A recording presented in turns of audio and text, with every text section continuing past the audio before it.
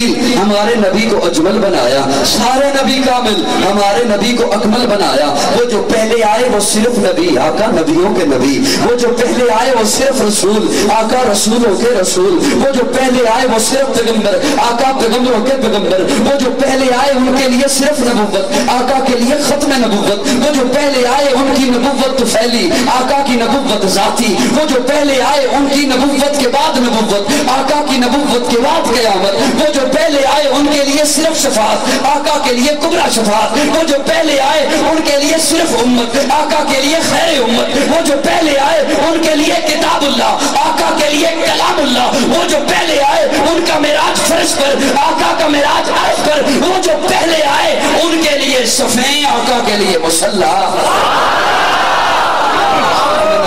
کیوں نہ کہوں ہے شرافہ اجالا ہمارا نبی، رحمت حق تعالی ہمارا نبی، جس کا کونین میں کوئی ثانی نہیں ہے، وہ جگ سے نرالا ہمارا نبی، آب کوثر پئیں گے تو صرف اس لیے ہم کو دے گا پیالہ ہمارا نبی، فکر و نگاہ بشر سے کہیں ہے بلند اور بالا ہمارا نبی، جس کی نسبت سے ہو جائیں گے پار ہم، ہے وہ سچا حوالہ ہمارا نبی۔ اتنا اعلیٰ کہ اللہ نے جب بھیجا تو کہا لقد من اللہ علی المؤمنین اذ بعث فیہم رسولا، مومنوں ہوش کرو میں نے تمہیں کیا دے دیا،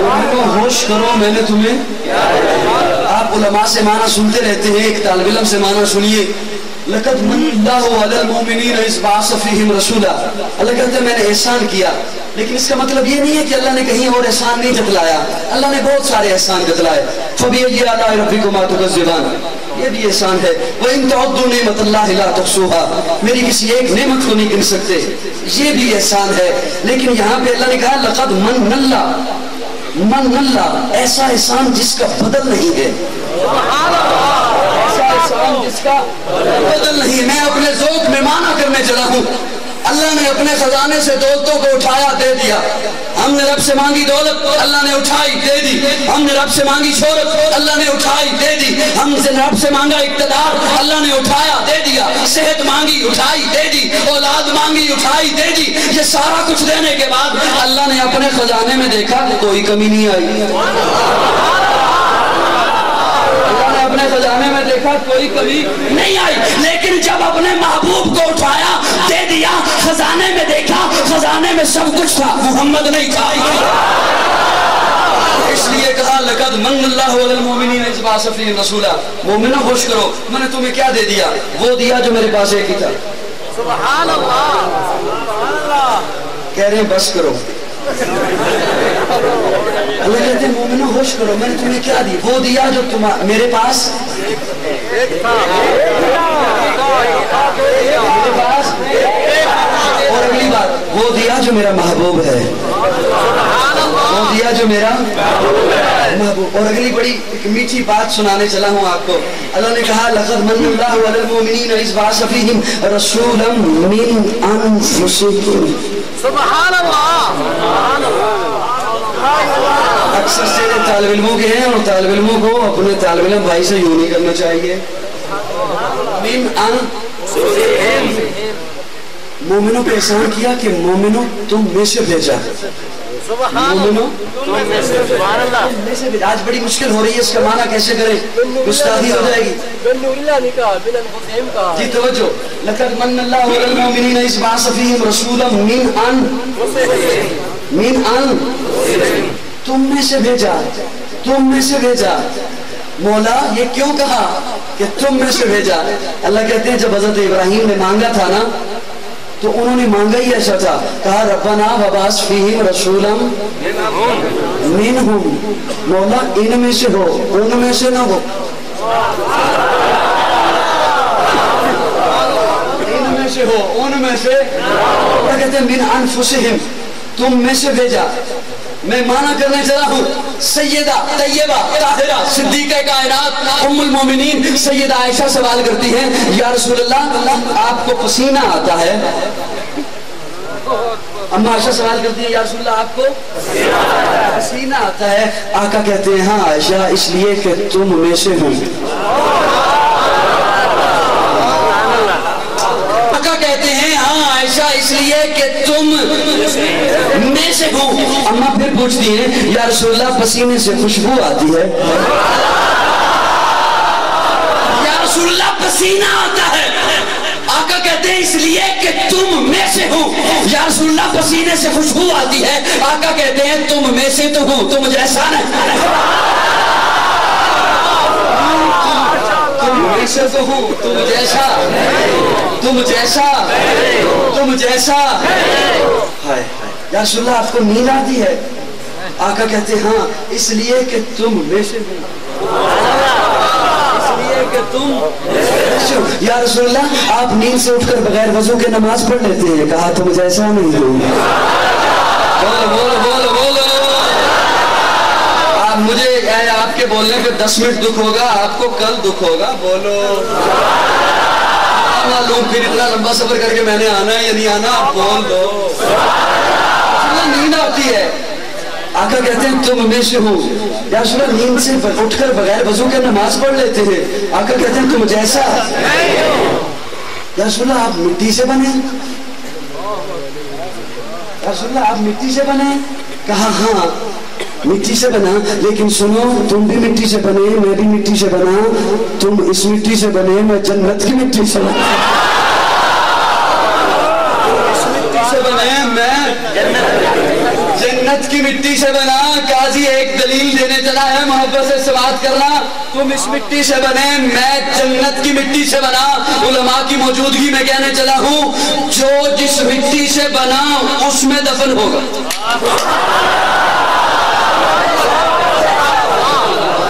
جو جس مٹی سے بنا. علماء سے آپ نے سنا ہوگا پہلی دفعہ مٹی ڈالو تو کہو منہا خلقناکم، دوسری دفعہ مٹی ڈالو تو کہو وفیہا نعیدو عاد یعید عیدن، لوٹ کے جانا. منہا خلقناکم وفیہا نعیدکم ومنہا نخرجکم تارۃ اخری. تو اس مٹی سے بنا، اس میں جائے گا. میں اس مٹی سے بنا، اس میں جاؤں گا. ساری کائنات اس مٹی سے اللہ نے بنائی، اسی میں جائے گی. تجھے ماننا پڑے گا اللہ نے چونکہ آقا کو جنت کی مٹی سے بنایا ہے، تجھے ماننا پڑے گا. دیوبندیوں کا عقیدہ سچا ہے، اللہ نے آقا کے روزے کو جنت بنایا.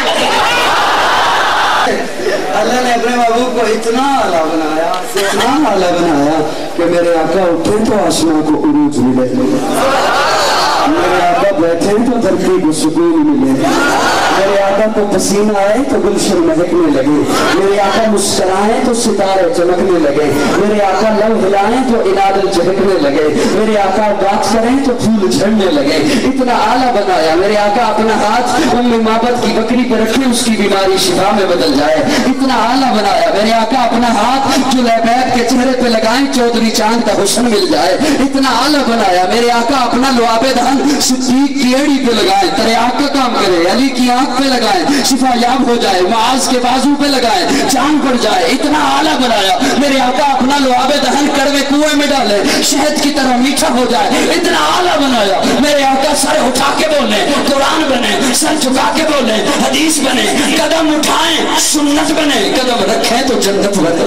آگے بولے حدیث بنے، قدم اٹھائیں سنت بنے، قدم رکھیں جنت بنے. جسے محبت سے دیکھیں صحابی بنے. ایک طرف یوں ابو بکر کو پکڑ رکھا ہے، دوسری طرف عمر کو پکڑ رکھا ہے. کلائی والی جگہ سے ایک جان ہاتھ سے ابو بکر کو پکڑ رکھا ہے، دوسرے ہاتھ سے کلائی والی جگہ سے عمر کو پکڑ رکھا ہے. اور یوں پکڑ کے صحابہ کی مجلس میں آ کے کہا صحابہ گواہ بن جاؤ ہا قضا نبعث یوم القیامہ. قیامت کے دن اسی طرح اٹھیں گے ہا قضا نبعث یوم القیامہ. میں سنانا یہ چاہتا ہوں، کہنا یہ چاہتا ہوں، آقا نے یوں پکڑ رکھا ہے، یوں پکڑ رکھا ہے. باپ جا رہا ہو، بیٹے ساتھ ہو، بیٹے کو اپنی انگلی پکڑوا رکھی ہوتی ہے. راستے میں کوئی مشکل جگہ آ جائے، گھاٹی آ جائے، نالا آ جائے، رش آ جائے، بازار آ جائے، بھیڑ آ جائے، کوئی خاردار جگہ آ جائے، باپ آتا ہے خود پکڑ لیتا ہے. ہو سکتا ہے تجھ سے چھوٹ جائے، میں چھوڑوں گا نہیں. ہو سکتا ہے تجھ سے چھوٹ جائے، میں ہمارے ساتھ جھگڑا کیسا، میرے ساتھ مناظرہ کیسا، میرے ساتھ مجادلہ کیسا، میرے ساتھ بحث کیسی. آقا نے پکڑ رکھا ہے. ہمت